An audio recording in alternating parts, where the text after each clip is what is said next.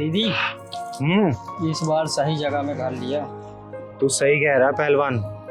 शहर की भीड़ भाड़ से दूर एकदम शांत माहौल है, यहाँ बहुत सुकून मिलता है। दीदी शहर के लोग कितने गंदे होते हैं। बेटा गंदे लोग तो हर जगह पाए जाते हैं, क्या शहर और क्या गांव। लेकिन यहाँ के लोग बड़े भोले भाले हैं। भोलापन तो स्मार्टफोन के आने के बाद से इस दुनिया से गायब हो गया बेटा। इस स्मार्टफोन ने लोगों को चालाकी सिखा दी, झूठ बोलना सिखा दिया। अब तो 5 साल का बच्चा भी, उसके चेहरे पे भी भोलापन नहीं दिखता। सही बोल रहे हो दीदी। न जाने आने वाली पीढ़ी कैसे रहेगी, कपड़े लत्ते भी पहनेगी या फिर अपने जन्मजात वाले पोजीशन में ही घूमेगी। दीदी दिनों दिन नंगापन बढ़ता ही चला जा रहा। और तुझे पता है आजकल के बच्चों को आरती, चालीसा, गायत्री मंत्र कुछ भी याद नहीं है। मुन्नी बदनाम हुई, सबसे सुन लो। मंदिरों में ढोल नगाड़े घंटी बजाने के लिए भी आजकल मशीनें लगी हुई हैं। इन मुंहों के पास इतना भी वक्त नहीं है कि सुबह शाम जाकर भगवान की आरती लेके आए। हाँ दीदी, मंदिरों में जाने के लिए कोई राजी नहीं। अच्छा एक काम कर, तू जल्दी काम निपटा और खाना बनाना है तुझे।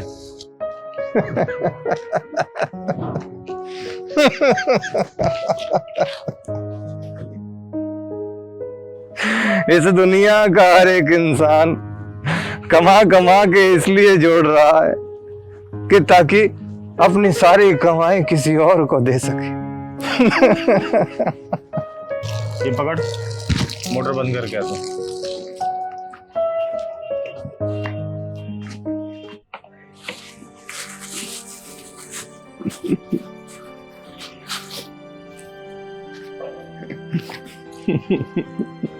कमाओ कमाओ, जी भर के कमाओ।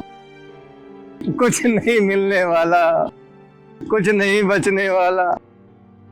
ये बूढ़ा पागल तो काफी समझदारी की बात कर रहा है।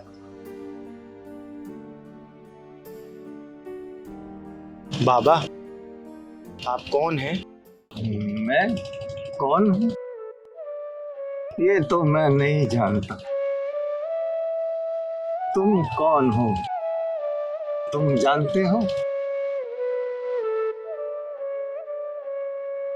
बाबा मेरा नाम चिंगारी है और मैं एक किन्नर हूँ। चिंगारी? चिंगारी नाम तो तुम्हें किसी अपने ने दिया होगा। ये तो तुम्हारे इस शरीर का नाम है। असल में तुम कौन हो नहीं पता ना? बता सकती हो? नहीं ना? अपना पता नहीं और दूसरों के बारे में जानना चाहते हो। बाबा तुम्हारी बातों से लगता नहीं कि तुम पागल हो। सच सच बताओ, तुम्हारी हालत कैसे और क्यों हुई? खाना खिलाओगी? है? खिलाओगी खाना? हाँ खिलाऊंगी ना। पहलवान, ओ पहलवान। जी दीदी। जा बाबा के लिए खाना प्लेट में लेके आ। ठीक है। बाबा तुम्हारी ये हालत कैसे हुई जानना चाहती हूँ मैं। मैं भी उन लोगों में से था जो दूसरों का हक छीन के, मजदूरों का खून चूस चूस के बेशुमार दौलत का मालिक बना और अपने बेटे को सारी जायदाद का मालिक बना दिया। मैं पागल नहीं हूं, पागल बना दिया गया, पागल बना दिया गया। तो क्या तुम्हारे बेटे ने तुमको घर से निकाल दिया? अब क्या कहूं, उसने निकाला या मैंने बेवकूफी की, सब कुछ तो उसी के नाम है, उसी के नाम। लो बाबा खाना खाओ।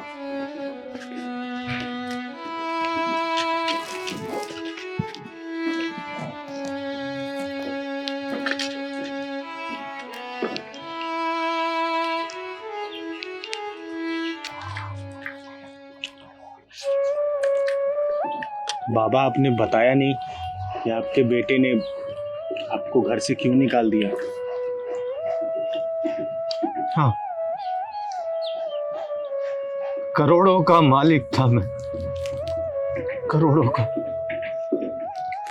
लेकिन क्या फायदा करोड़ों की दौलत का, लोगों से भीख मांग मांग कर खा रहा हूं, भीख मांग मांग कर खा रहा हूं। पूरी कहानी बताइए बाबा, हो सकता है मैं तुम्हारे काम आ सकूं। मेरे गमों की कोई दवा नहीं, क्योंकि मेरा अपना कुछ बचा नहीं। हम हालातों के नहीं, अपनों के सताए हुए हैं। हम अपना आशियाना खुद ही जलाए हुए हैं।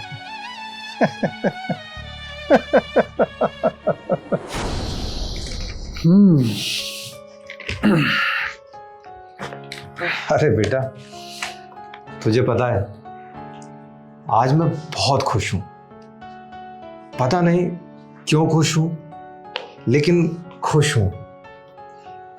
पापा वैसे आज के बाद खुश तो मैं भी बहुत रहने वाला हूं। मतलब तुझे किस बात की खुशी है? मैं कुछ समझा नहीं। इतनी बड़ी प्रॉपर्टी मिल गई है, आपका सारा बैंक बैलेंस मिल गया है, चलता फिरता बिजनेस मिल गया है, तो खुश क्यों नहीं होऊंगा पापा जी? बेटा मैं कुछ समझा नहीं। मैं बताता हूं, ये पेपर देखिए।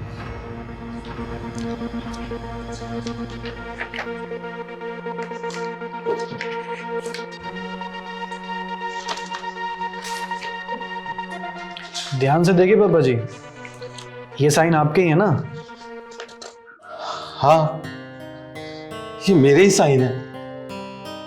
और ये साइन तूने ही तो मुझसे कराए थे, ये कहकर कि पापा जी ये बहुत जरूरी कागजात हैं, और मैंने बिना देखे साइन कर दिए। बस यही तो मार खा गए आप पापा जी। ये जो प्रॉपर्टी आपकी थी ना, अब वो इनकी है। इनकी है तो मतलब मेरी हो गई है, और इस घर में ना अब आपकी कोई जरूरत नहीं है। सुना पापा जी आपने, अब हमें आपकी कोई जरूरत नहीं। तो ये पेपर मुझे दे दीजिए।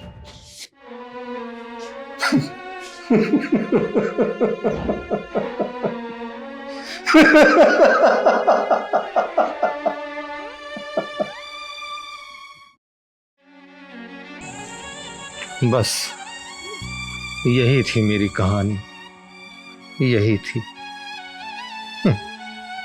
बाबा आपकी कहानी सच में इतनी दुख भरी है कि दिन से कब रात हो गया पता ही नहीं चला। बेटा तुमने खाना खिलाया, तुम्हारा बहुत बहुत शुक्रिया। बाबा आप रोज मेरे घर आना, मैं आपको रोज खाना खिलाऊंगी। अरे ये तो पापा जी है ना? हाँ वही है। ये बुड्ढा मुझे गली गली बदनाम करता फिरता है, आज इसको अच्छे से सबक सिखा देता हूँ।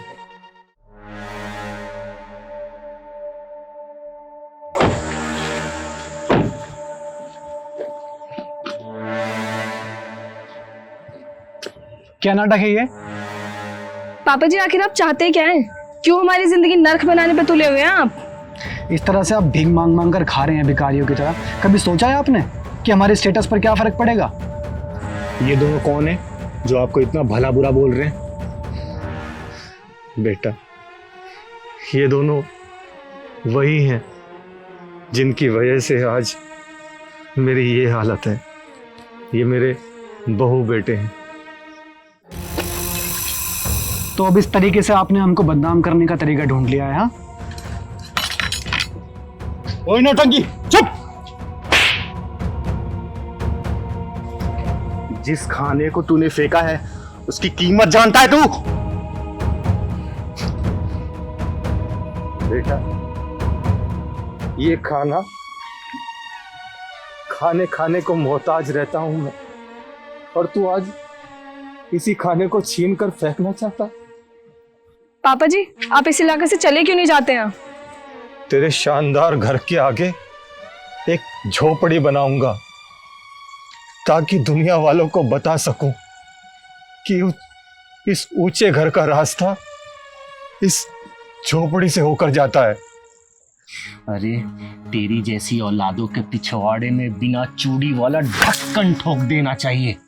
अरे जिस बाप ने पूरी जिंदगी धूप में बिताया ताकि अपने बच्चों को छांव में रख सके, और इस बाप को तुम लोगों ने ऐसा कर दिया, पागल कर दिया।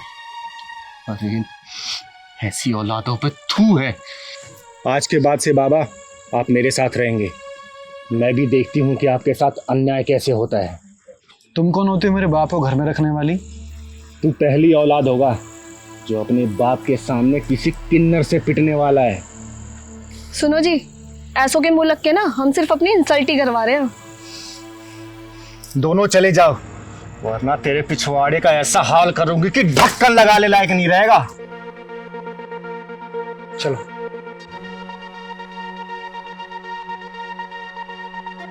और सुन लो तुम दोनों, जिस शरीफ बाप को तुमने धोखे से उनकी प्रॉपर्टी हड़पी है ना, और ऐसे पागल बनने पे मजबूर कर दिया, वही बाप तुम्हें कोर्ट में घसीटने वाला है। भागो!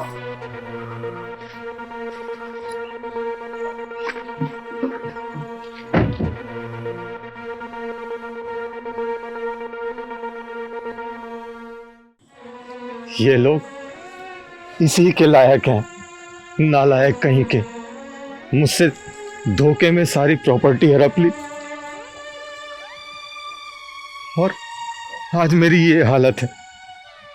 बाबा, आपके साथ ये चिंगारी किन्नर है जो ना झुकना जानती है और ना ही टूटना जानती है। तो सिर्फ एक बात, ऐसे हरामियों के पिछवाड़े में ढक्कन लगाना जानती है।